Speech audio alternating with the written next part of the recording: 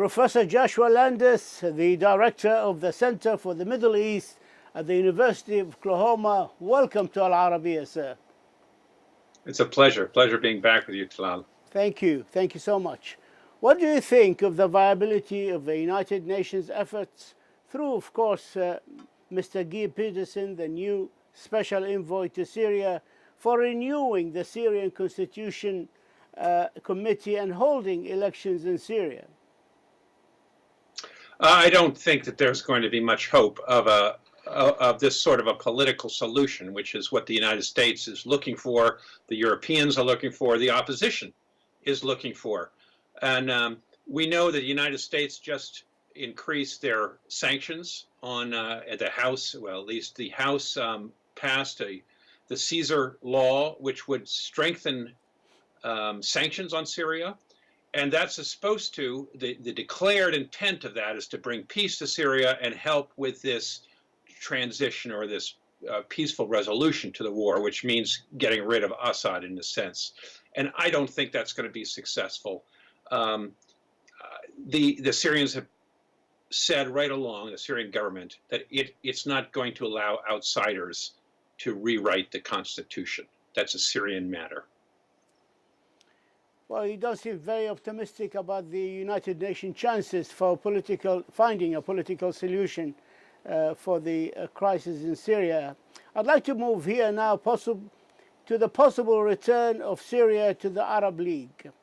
Do you think the normalizations of Syria has begun in earnest in the area, especially after the killing of 600,000 Syrians and 6 million refugees outside the country and more than 5 million internally displaced people? You know, it certainly looks like that. As you're saying, the UAE has sent back and opened their embassy. Other governments, Bahrain as well. Iraq has visited. We know that Sudan has visited the president of Sudan. So increasingly, it looks like normalization is on its way. And there was just a big meeting in the Gulf about a financial meeting in which the Syrians presented all of the opportunities, at least what they see as opportunities, for investors to come back to Syria. So it's slowly on its way. The entire Middle East is so bruised by this experience of the Arab Spring that hasn't gone well. The economies are sagging. Lebanon is close to some sort of economic disaster, really, because it's unable to refinance its loans, and their bonds have just been downgraded by the European banks.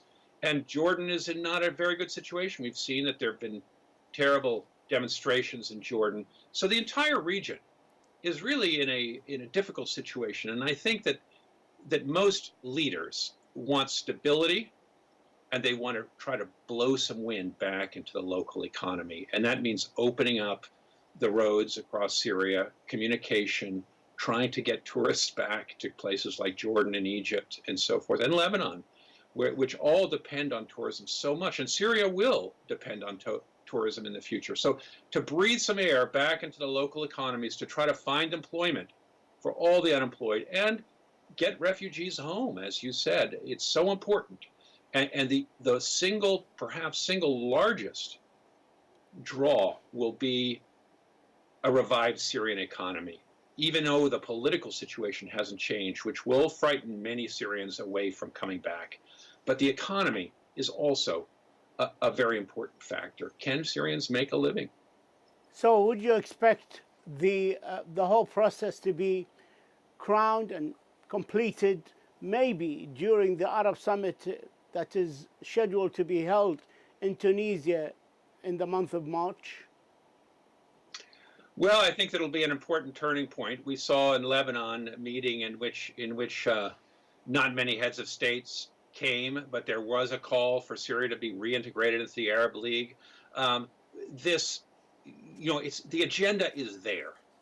And clearly, I think the Middle East is looking for a way to bring Syria back. And we've seen this effort from Gulf states. Egypt, I think, is eager, and Sisi is eager to reestablish ties as he's been moving ahead.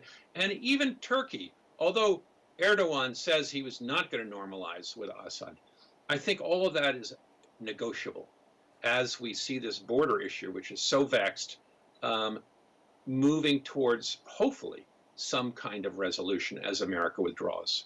Do you think this is a part of an Arab strategy to pull Syria away from the sphere of influence of Iran by, for example, promises of normal trade relations and possibly reconstruction money for Syria?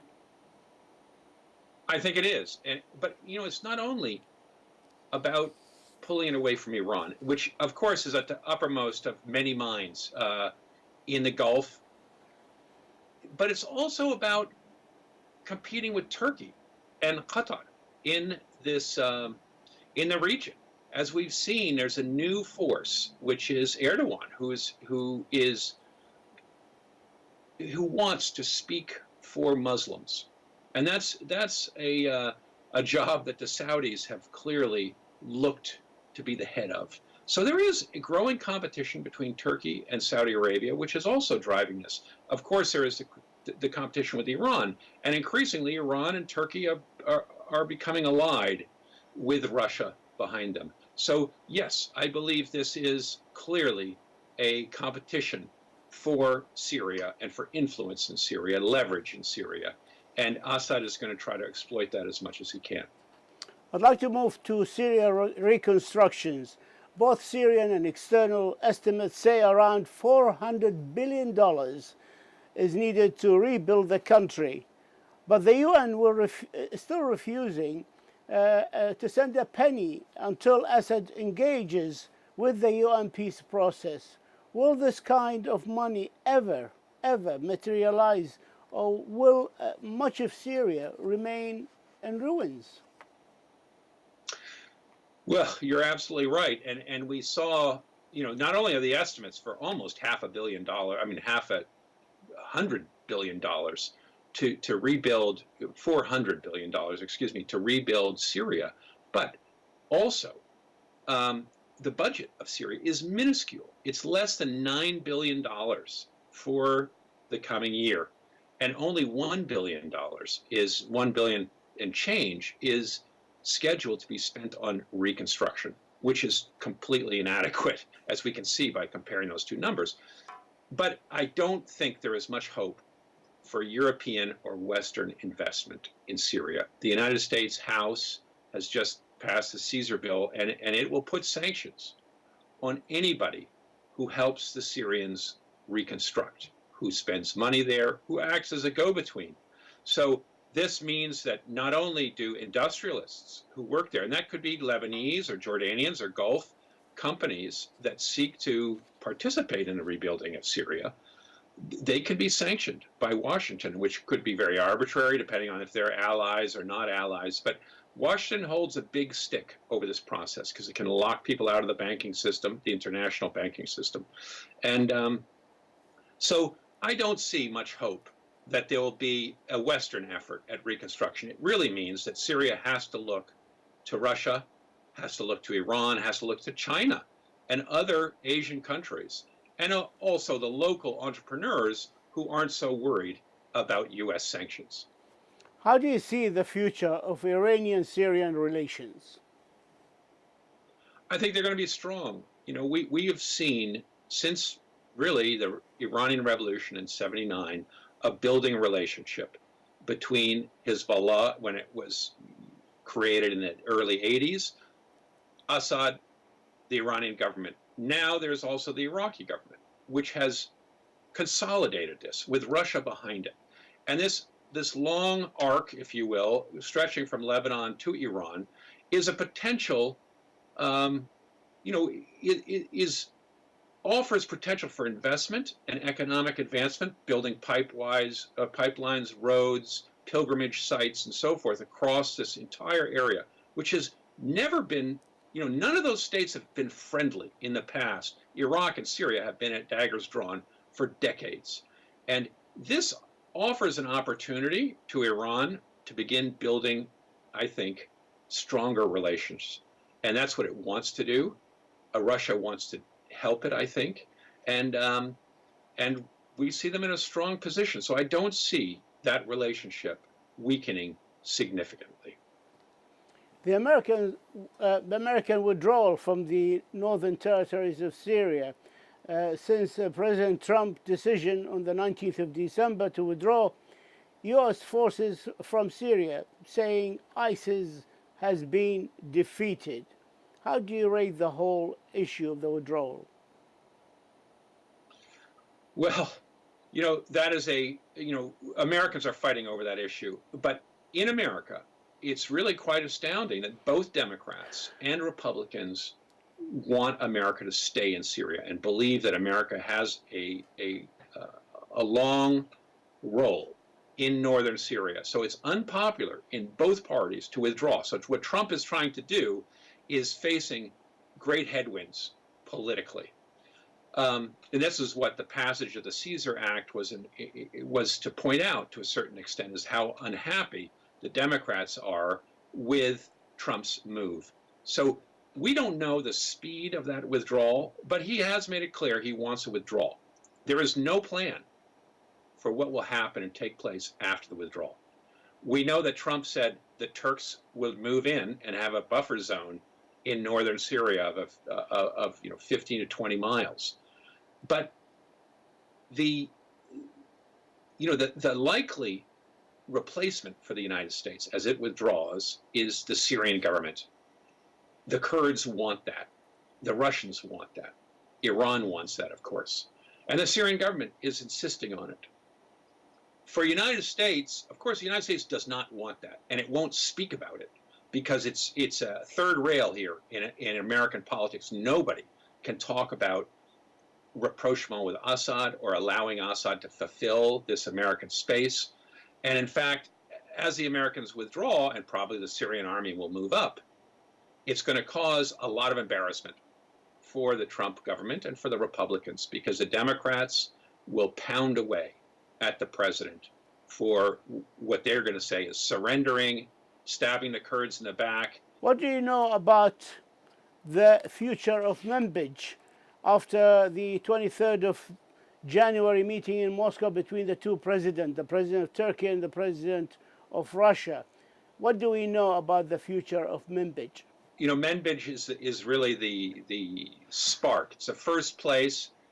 The Americans had made a deal originally when they went into Syria that they would take everything to the east of the Euphrates, and Turkey would have military power over what was to the west. But Manbij, which is on the west of the Euphrates and in the Turkish zone, the Americans didn't give it up because the Kurds had conquered it at great price, the YPG, and the forces loyal to the Americans. And the Americans didn't want to push them out. And so it became this awkward testing point. And Turkey and its allied troops, Arab troops, have surrounded it on one side, the Syrian government's on the other side.